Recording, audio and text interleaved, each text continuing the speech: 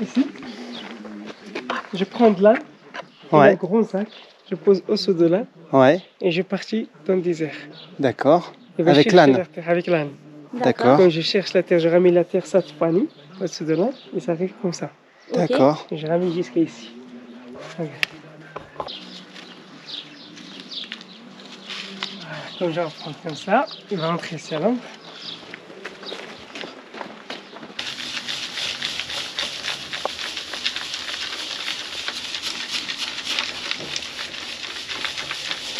Il faut que ça devienne de la poudre, quoi. Oui, de la poudre. C'est tout doux. Ça fait comme des cailloux. En fait, qu'ils ont été écrasés, ça fait des cailloux. Après, tu vas voir comme je vais mettre de l'eau, tu vas voir qu'il va changer.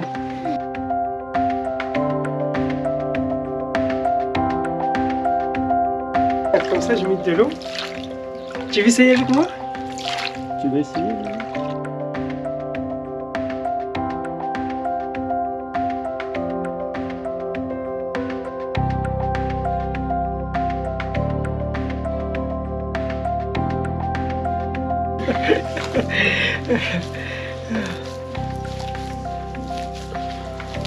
Laisha, مرحبا, أنا سنتريش.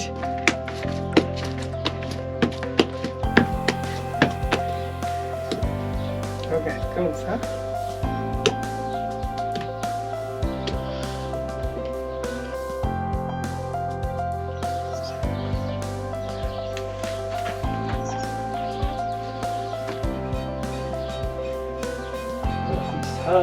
تعلموا يسبوا تماما هذاك الشيء اللي كان على الصغر دابا كل شيء الصغر تعلموا هذاك الشيء كيباعوا هذاك الشيء عادي جدا.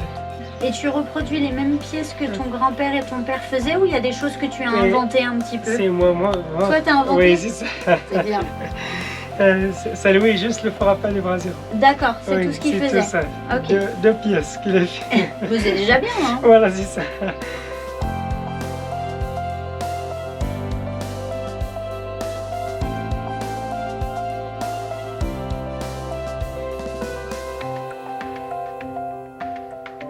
Et ça, c'est un photophore.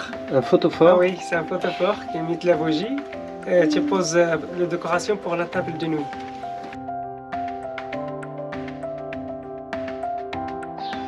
On est dans l'atelier de poterie de Mohamed à Skoura.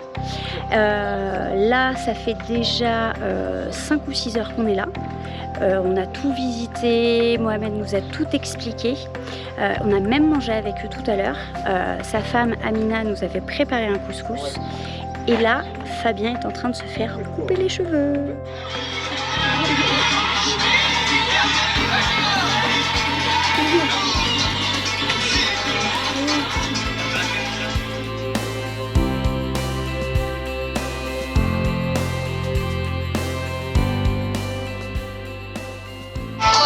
Là, je suis avec les enfants de Mohamed. Il y a Youssef à côté de moi.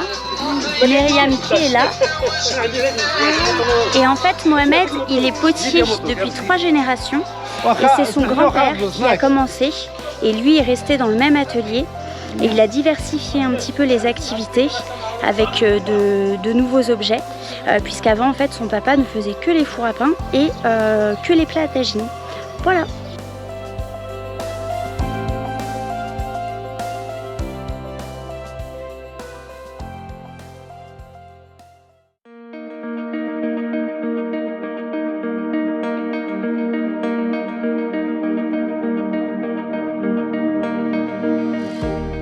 Alors aujourd'hui, on est à la Casbah 1, 2, 3 Soleil, dans la région de Skoura. On est au cœur de la Palmeraie et on a été accueillis par Sadia et par Hassan, son mari, qui n'est pas là. Donc c'est une Casbah familiale que Hassan et Sadia ont rénovée tous les deux. Il y a une 12aine de chambres, mais vous avez aussi la possibilité de bivouaquer avec des douches et des sanitaires à disposition. Et le petit plus, c'est qu'il y a une piscine, des anipeaux pour les enfants et un magnifique jardin que vous voyez derrière moi. Sadia, tu peux nous expliquer un petit peu ton jardin? Oui, avec plaisir. Alors, qu'est-ce que tu fais pousser dans ton jardin? Les légumes, Ouais. il y en a tous les légumes. Il y en a la betterave rouge, les navets blancs, les carottes, les fèves, puis les persils, les piments durs. Et tu cuisines avec tous les légumes que tu fais tous les pousser légumes. dans ton jardin? Oui, les légumes, ça dépend de la saison de légumes. D'accord. Oui. Et il y en a aussi l'huile d'olive et les olives de mon jardin. D'accord. Les dattes aussi.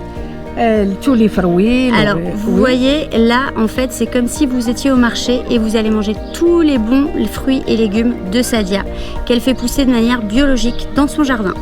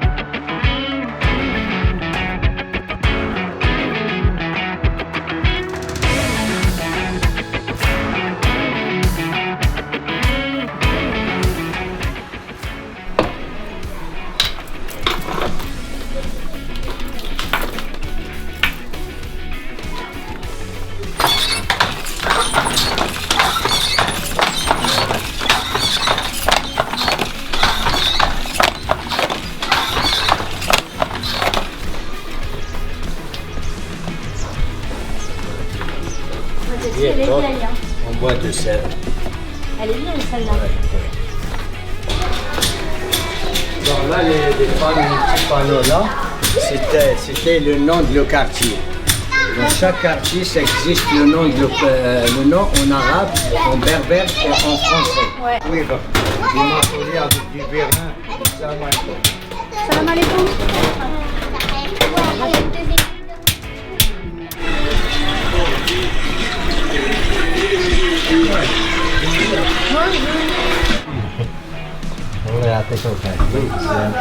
Tiens les gars. Et chaque matin, ça commence à 6 h du matin. Toujours chaque jour, ça commence à 6 h. Et la chauffer avec le bois. Il n'y a pas de carbone, il n'y a pas de... Tout c'est traditionnel. Et ils le prennent où, le bois là? Comment? Il est tout Le chaud. bois, ils vont le chercher où? Ils vont chercher dans les vieilles maisons, même dans les montagnes, les gens qui ramènent du bois. Non, même le dessin, ça fait vraiment joli. Hein. Et il y a des magasins à la Médina dans les souks qui viennent d'ici. Ouais. Regardez, ils l'achètent en gros et ils vont vendre encore plus. Et eux, ils vendent pas directement, là. Non, ils vendent, et c'est pour les familles qui sont connues, oui. D'accord. Mais la plupart des commerçants, ils viennent d'ici pour chercher de gros, des pièces en gros, et ils vont vendre un peu plus. C'est ça la différence entre les factures et les magasins.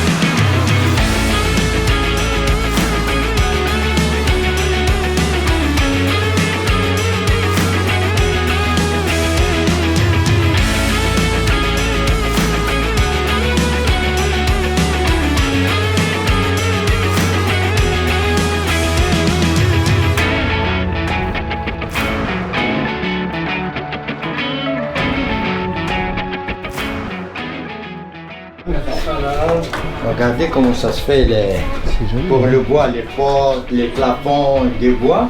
Et oui, c'est les spécialités pour faire des peintures. D'accord.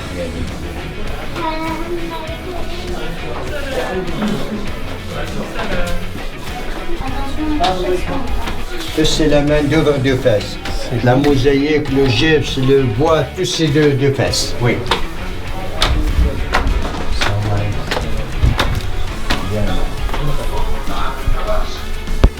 Toujours, je passe pour aller.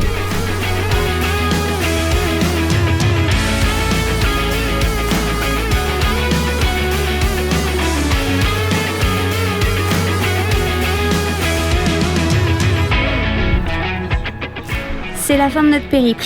On vient de terminer le RB33 de chez Vibration qui se termine à Fès. Du coup aujourd'hui, on a visité la Médina avec un guide officiel qui s'appelle Khalil. Pour ceux qui sont intéressés, on pourra vous donner ses coordonnées. Il est vraiment génial et il vous fait visiter en fait le Fès caché. Comme il dit, c'est celui-là le vrai Fès et la vraie Médina. Il nous a emmenés ce soir dîner dans un restaurant typique avec une décoration absolument magnifique qui s'appelle le Dar El Ilmi.